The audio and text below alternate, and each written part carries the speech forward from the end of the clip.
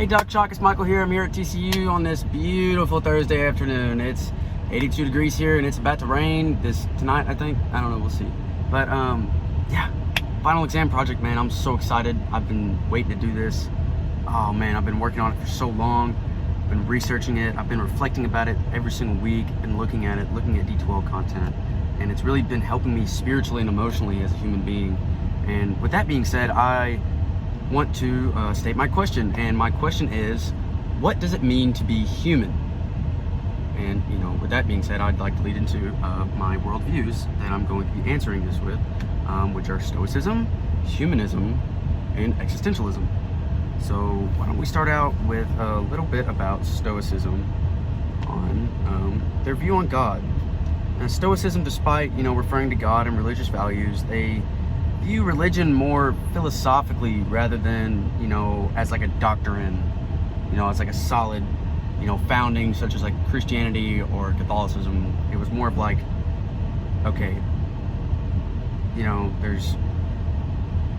they're concerned with doing things right, doing things correct, being productive members of society. And being concerned with an afterlife, they're comparable with most religious beliefs, but they didn't really have a so-called God. They, some of the earlier Stoics, they had Zeus, and they said, he's the reason why everything is a grand, organized in the same organized cosmos.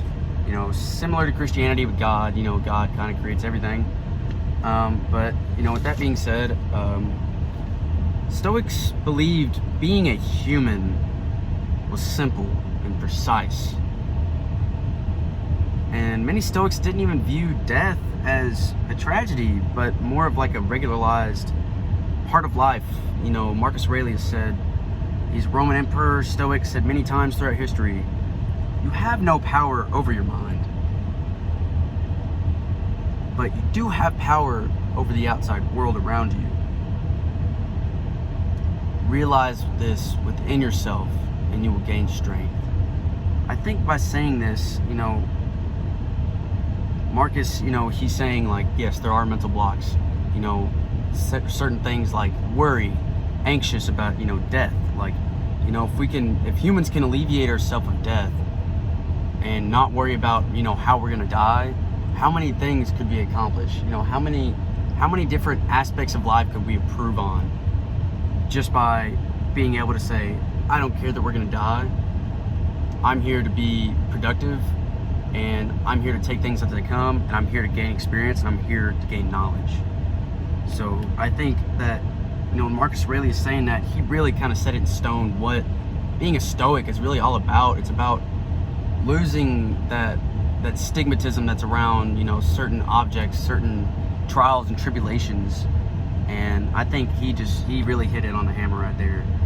And, one of his bigger things was he helped his followers around him and, his friends who, were, weak emotionally, physically, or whatever you want to call weak back then. But he saw a great deal of them fester with dissolution and worry and angst. But Marcus, he wrote to all of them, and he would tell them these quotes like I just read, and that's just who the man he was. He helped people. And with that being said, I'd like to move on to the next viewpoint. Humanist. Many humanists approach life based on reason and common humanity. Humanists emphasize that moral values are properly founded in human nature and experience alone. To be a humanist is, and being a human while being a humanist is all about the experiences and the lessons you learn along the way. And they also believe in being concerned with human development, but not in the way of like spirituality wise. They're focusing on welfare. They're focusing on getting out there, making a name for themselves, getting money, getting power, getting a title. That's what humanists are all about. They're they don't have any other basis for life because they don't have a religious belief in God. So their basis for life is, their welfare, their title, how they bring up, their net worth, how many properties do they own. And you know what? They can't really experience happiness, but their happiness comes from, they believe that this is the only life and world that they have, is gaining all these titles, gaining these powers and the wealth. And with that being said, I'm just gonna run right into this third viewpoint, just hit it right on the hammer.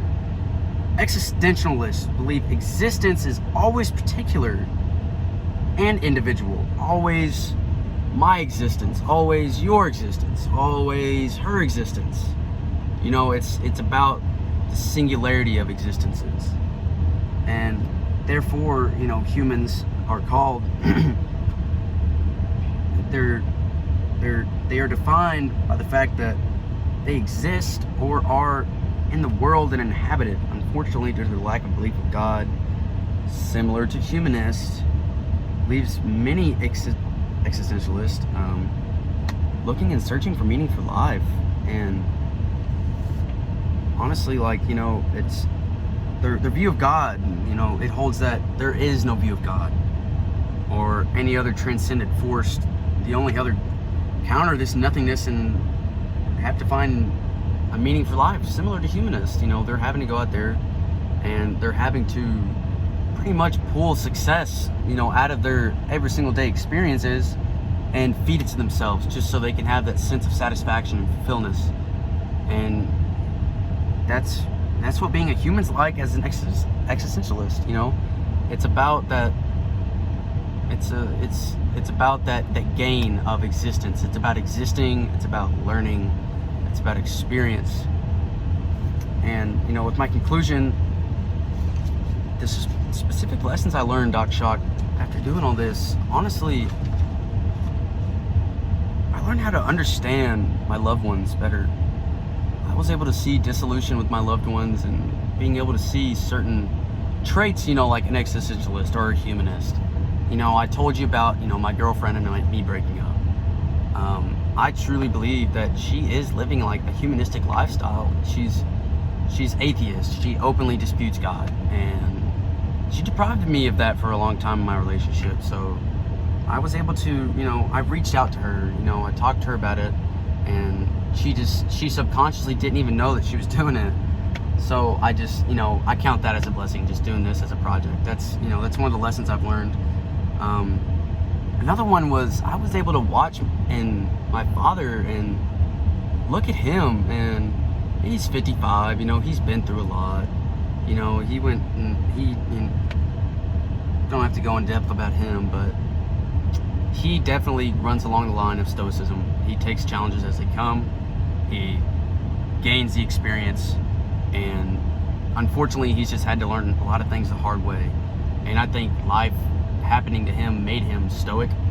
And knowing that, I think I've picked that up as a very, very good character trait.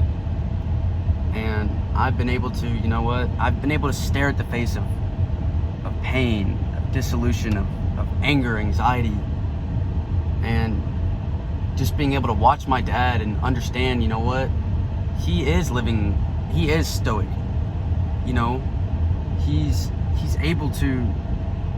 He's able to take a deep breath when things hit the fan, so to speak. And honestly, being able to look at that with my dad and being able to see that was another blessing I got to see, because if I wasn't able to make that comparison, probably wouldn't be passing your class right now, honestly. And I don't know, I thank God every single day for it, man. But moving forward, I was able to take things, like quotes, reflecting upon them through the week. I remember there was one quote from Marcus Aurelius. I lost it, but it was about stop talking and demanding people to be a man. Why don't you lead by action and show it, and let others around you feed off of it?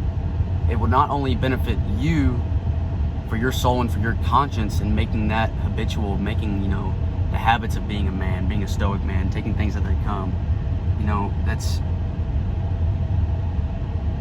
I don't know. I reflect upon that through the week, and it's helped me as a human being, and this class has helped me as a human being.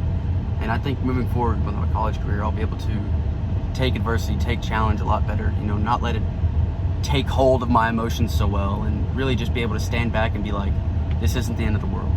I got this. But I just wanted to say thank you, Doc Shock. You're an amazing human being. I can see God working in your life, and I can see some of the things that you've said to me and how they've clicked in my head, and how they've influenced me and changed me, and other people that you've influenced, you know, like Matthew Navarro. Like, honestly, I probably wouldn't even be alive today if it wasn't for him, because I wanted to kill myself multiple times after I broke up with her. But that is a great man right there, and a lot of traits and morals that Matt has now, he has picked up from philosophy. And I just wanted to say that just in doing that, that's amazing. Like, I know preachers that have been for 20 years preachers, and they can't make a person's soul change like that. And you did that with Matt. But thank you for all the help, man. You're a real one. And you know what? Hit me up after all this, and you know what? Even if I don't make a good grade on this, we can still go hang out and shoot pool or whatever at Flash. But peace out, Doc Shock.